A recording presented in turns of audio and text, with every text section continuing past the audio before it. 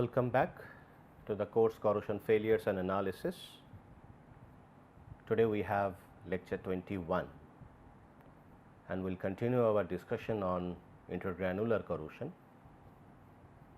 And if you see the last lecture, we realized that the chromium carbide precipitation along the grain boundary and then subsequent chromium depletion zone along the grain boundary, which is adjacent to the grain boundary, that region becomes highly anodic because its chromium content goes down to even less than 2%, which is in weight percent of course, but rest of the part of the alloy or the soft alloy surface contains 18% chromium, which is sufficient for passivation to take place.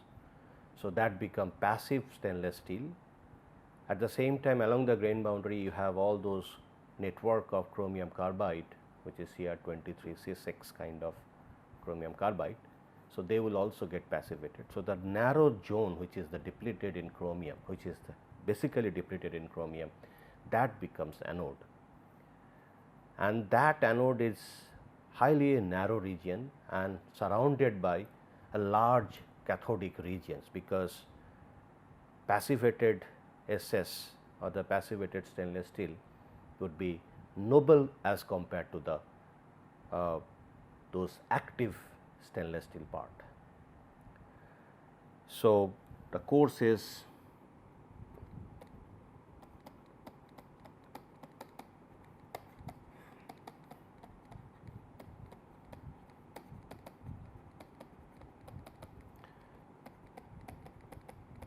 lecture 21, topic intergranular corrosion.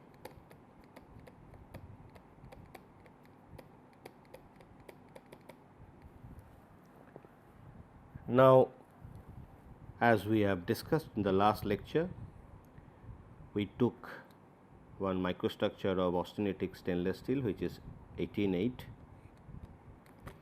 and then we saw along the grain boundary we have chromium carbide precipitation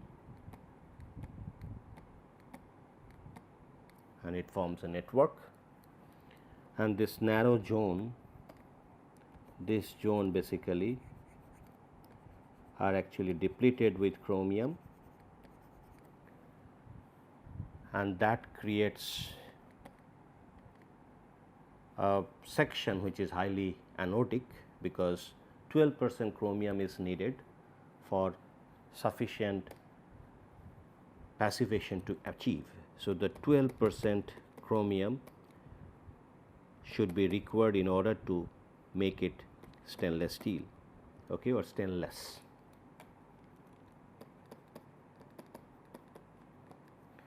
Now, around this zone, which is huge area of the grain, that contains the, here we contain 18% chromium. So, they will passivate, but even the narrow zone of grain boundary, it is Cr23C6. So, passivate, sufficient chromium for passivation to take place, but this zone, which is the depleted zone where chromium is less than 2%, will be active. It will not passivate. Now, as per galvanic series, if you go back to the galvanic corrosion, galvanic series in salt solution, NaCl solution or seawater,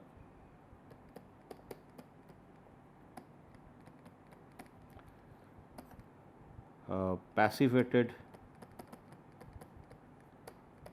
304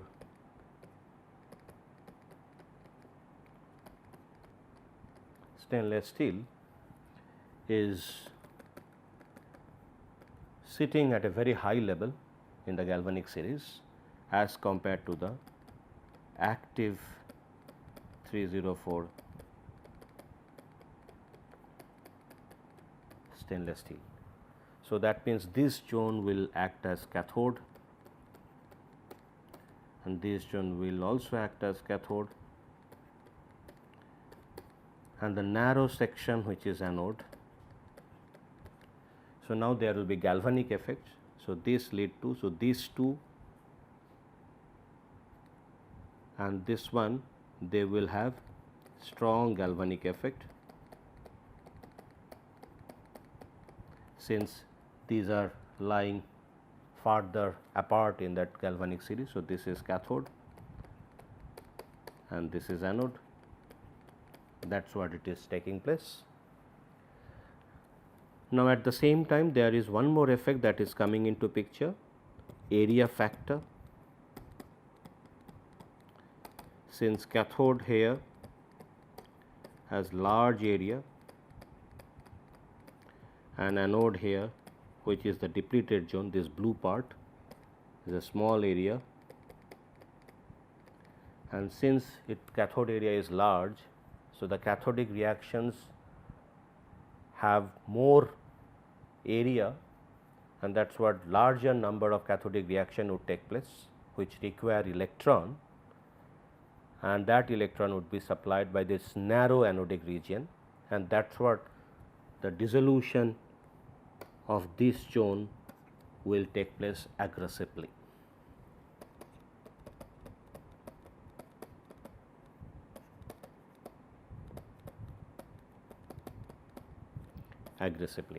And it leads to intergranular corrosion in stainless steel. Now, coming to this particular phenomena, that precipitation of Cr23C6 kind of precipitate along the grain boundary,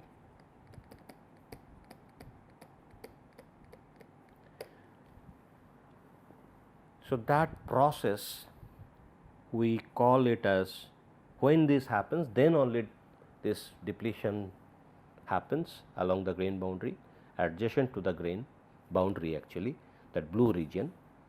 So, that time we call that the steel has become sensitized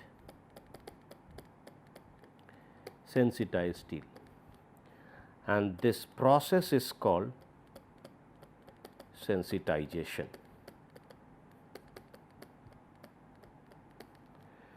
Now, for this sensitization, we need precipitation of this particular phase, which is actually a nucleation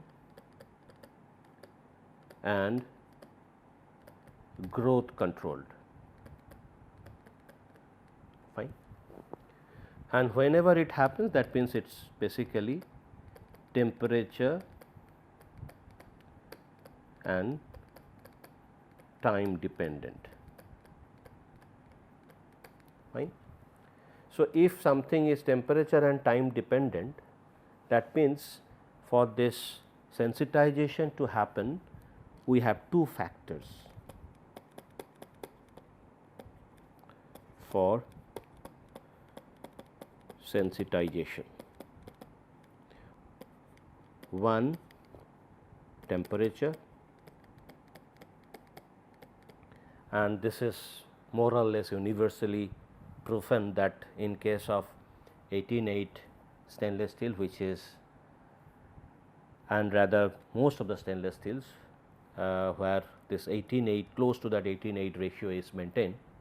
So, there we have that particular temperature zone where chromium carbide precipitation is enhanced. So, that is around 500 to 850 degrees Celsius. So, this temperature can vary from either side. Okay. So, it can also reach to around 900 degrees Celsius, but this is a kind of general range where this precipitation happens. And this precipitation temperature also depends on function of carbon content as well as chromium content. Why?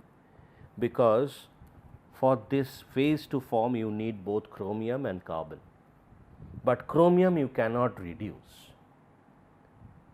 because chromium is in the range of 17 to 18 to 20%. Okay. So, this is 18 to 20%. So, this is essential because that chromium actually gives you the stainless property. Hence, that carbon is becoming important because chromium is fixed, this is fixed, this is fixed. So, the carbon is can be varied,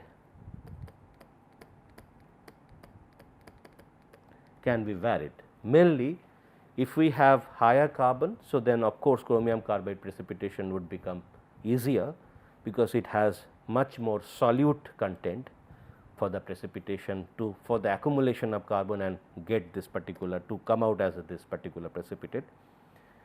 But if carbon content decreases, of course, that precipitation kinetics slows down. Okay.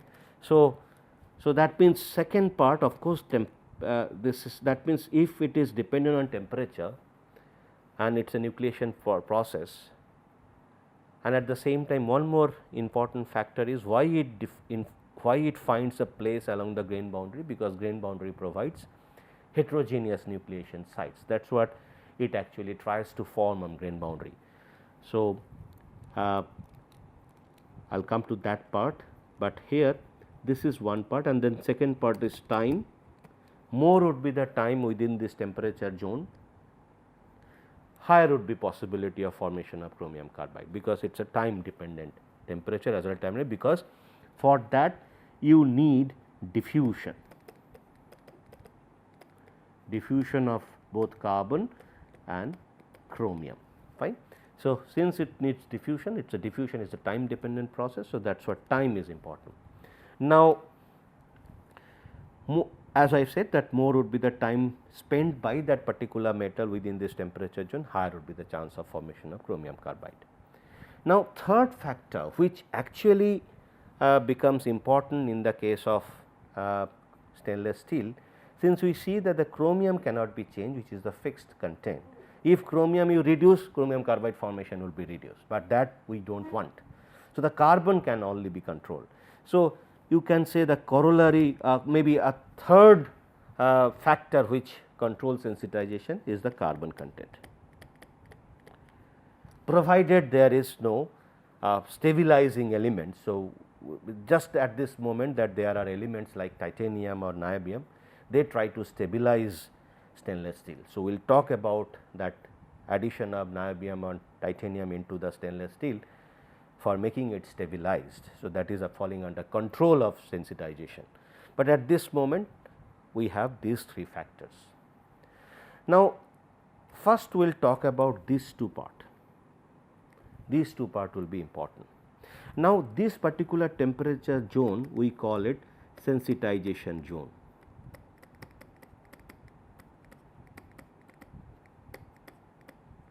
Sensitization zone or sensitization temperature zone.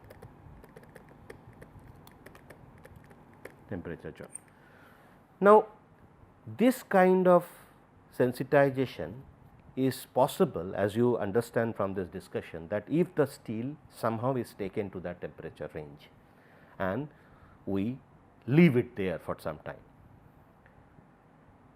Now, question is, if some stainless steel is made and then if it is rapidly quenched to the room temperature, then of course, the time spent within this temperature would be very small, and if that time spent is less than the time required for the sufficient precipitation of chromium carbide along the grain boundary, definitely the problem of sensitization would not happen.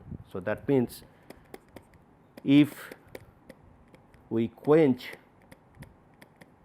or rapidly cool stainless steel, or here we are talking about 304 SS. So, that would allow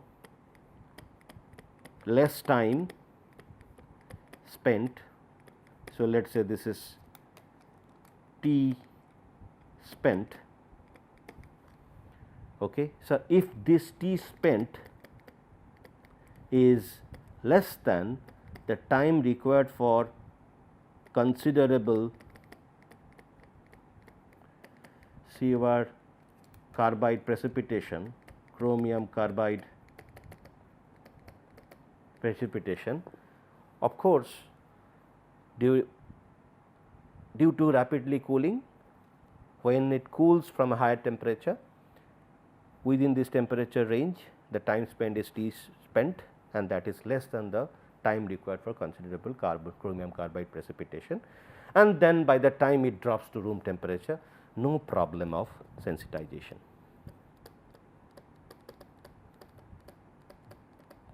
Sensitization will not be observed. But if this time is more than this, so that case, this is the case. So, this is the case where you get sensitization, fine. So, this problem is not there, but question is, if you have to have a component made out of stainless steel of this particular grade of stainless steel, you need to have welding, okay, that is joining operation. So, the welding is needed, and during welding, of course, you have two parts. This is one part and the another part is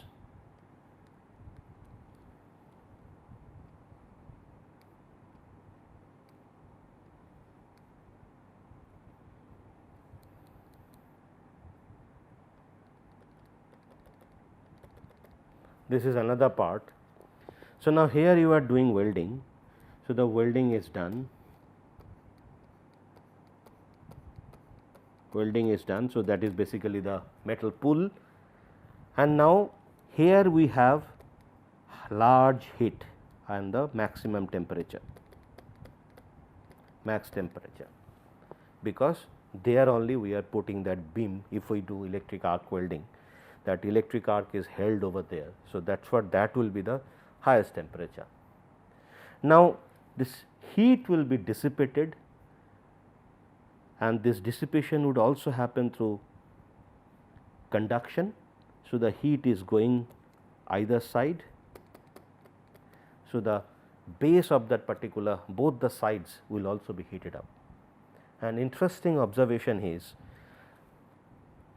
if this heating is somewhat not very fast, we get to see a region which is close to that particular weld pool, but little away from that weld pool in both the sides.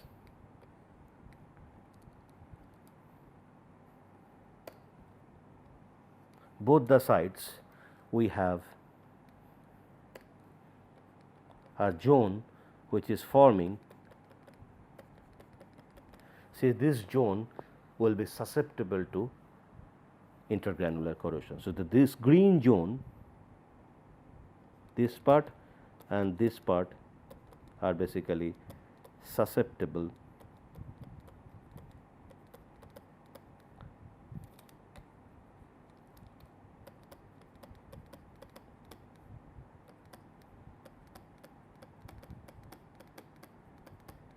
sensitization, and since it is taking place due to the welding operation, we call it weld decay.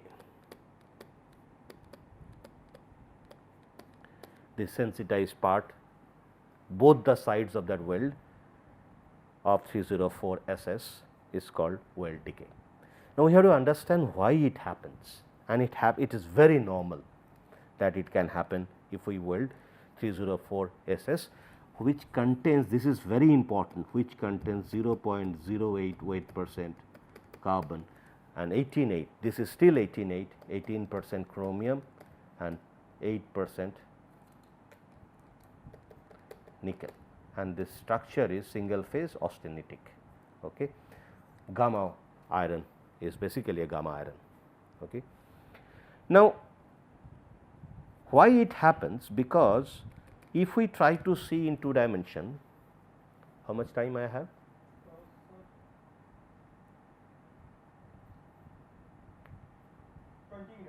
Bo. हो जाएगा. Now, if we see it in 2 dimension, so now let us say this is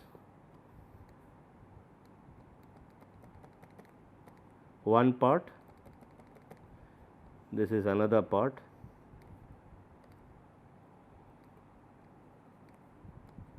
these are the two parts of that same steel component 304 188 stainless steel. Now, this is the weld zone,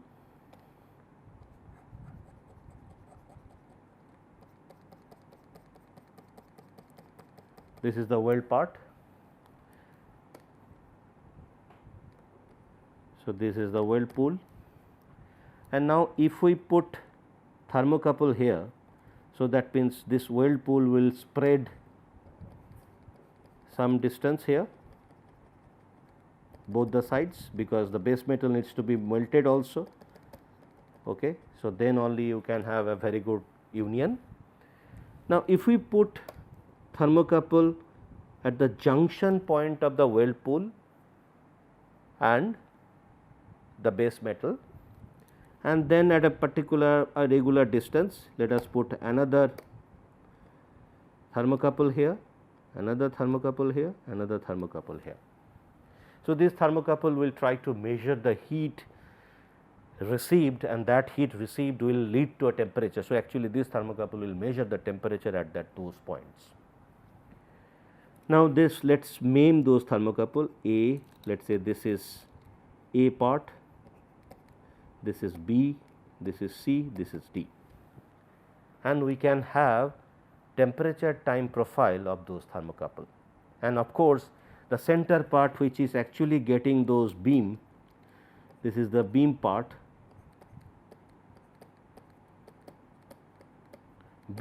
so that center part will be the maximum temperature, but away from it the temperature profile, the maximum temperature would definitely decrease, because heat is actually getting dissipated by conduction through the metal. Now, if we try to look at the time temperature profile,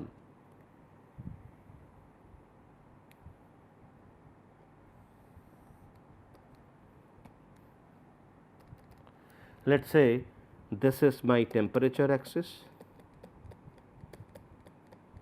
and this is my time axis, and let us say, let me just see what happens, and the temperatures are basically, let us say this is 1300, let us say this is 1100, 900, 700, 500, 300, like that way it goes up to room temperature. So, let us say this is room temperature, fine. Now, from here heating is done. Since the heating stage, it will be very steep, because you are actually having that beam close to that particular weld pool. So, heating stage it will be very steep, fine, and since it is away from the melt zone, so it cannot reach to the, and let us say degree centigrade, okay, cannot reach to the melting point of that particular metal, fine, if it is little away from that particular melt zone. Now, when you cool, let us say you remove the beam, so it will rapidly cool, because it was arc welding. Arc welding is employed. We will discuss why in stainless steel welding we never use gas welding. Okay. So, the arc welding, so the heating, so the cooling would be sluggish, because it is a basically in normal air it is left. So, it is a normal the way it actually goes for a normal cooling. So, the cooling curve would be somewhat like this.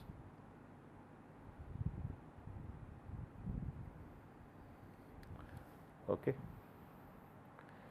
Now, then at the B point also we can plot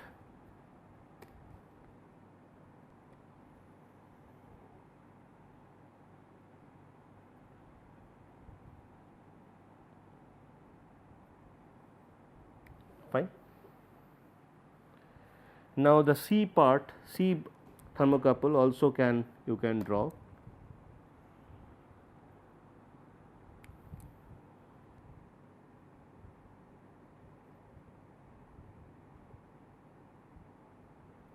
Fine.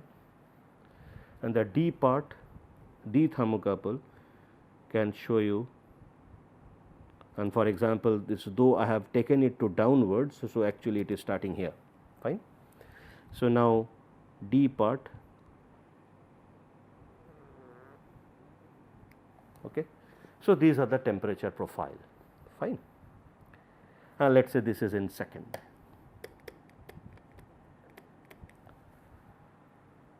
Now, as we see that the sensitization temperature range is around 500 to 900, let us say 850 degrees Celsius.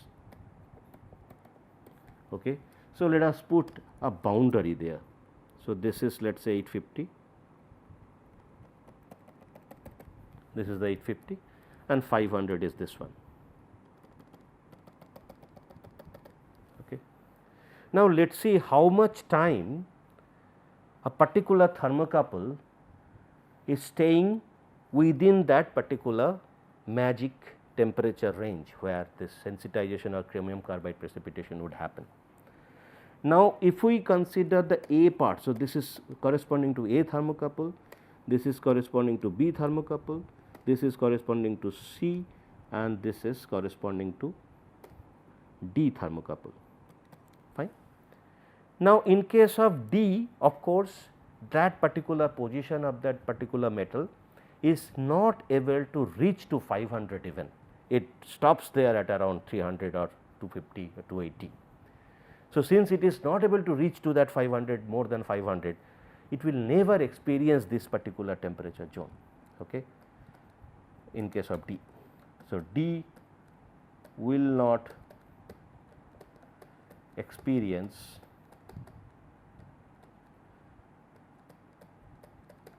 sensitization, since this is not reaching to that level of temperature.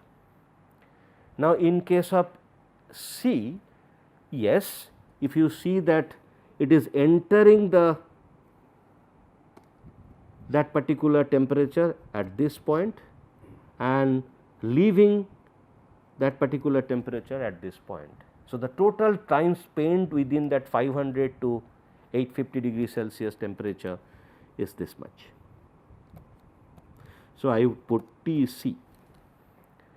Now, in case of B, if we see how much time it spends when it actually heated and going back to the room temperature during cooling.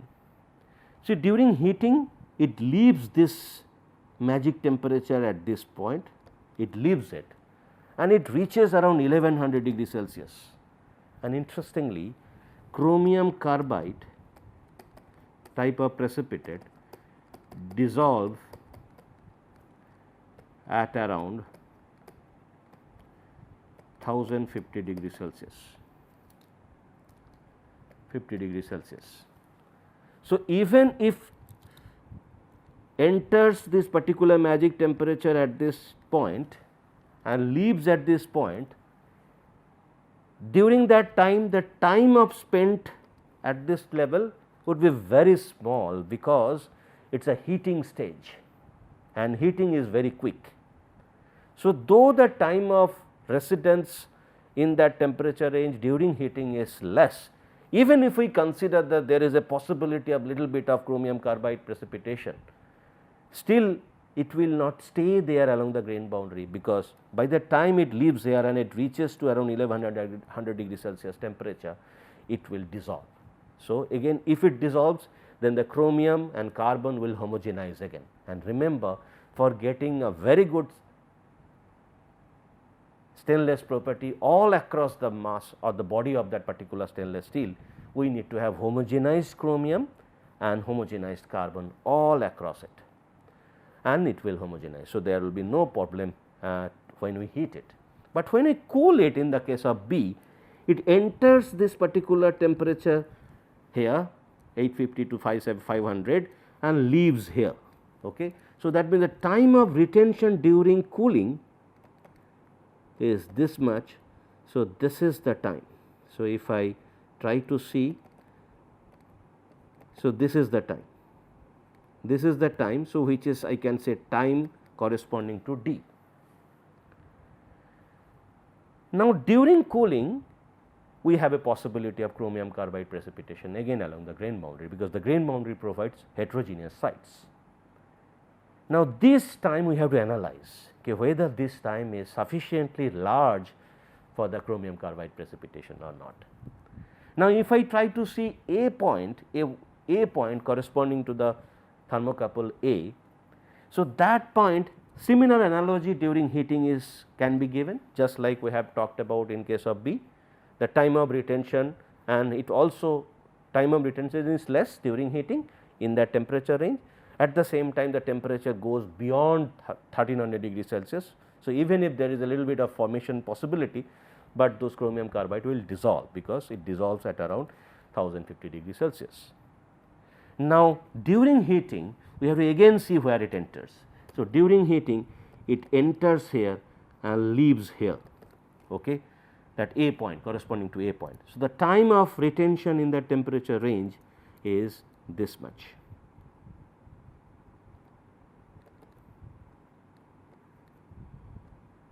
So, this is T A. Now, from this picture it is very clear that you see that T A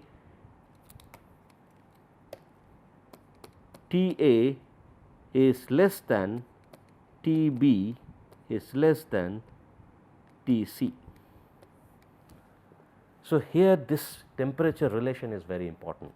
Now, if we consider that the time required for significant chromium carbide precipitation, okay, if this time is more than T A, but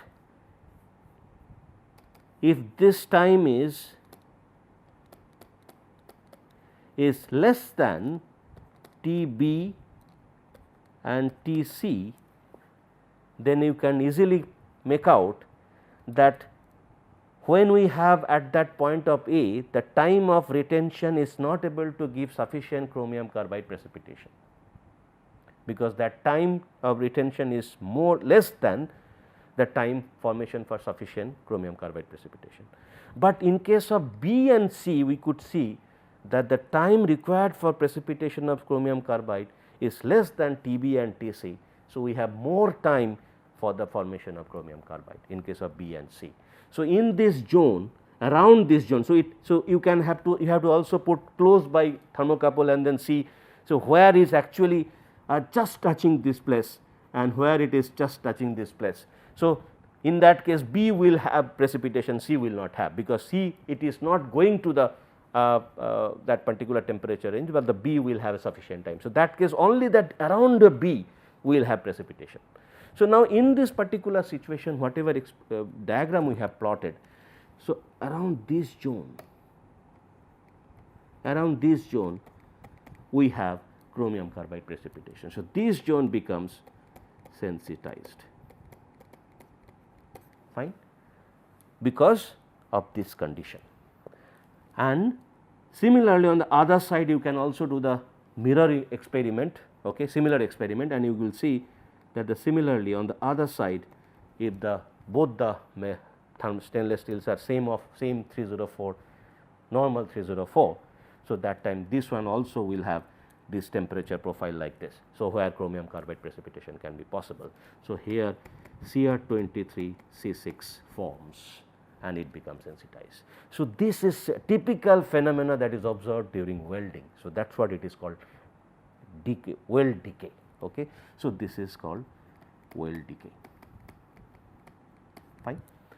So, now let us stop here, we will take this matter further in our next lecture. Thank you.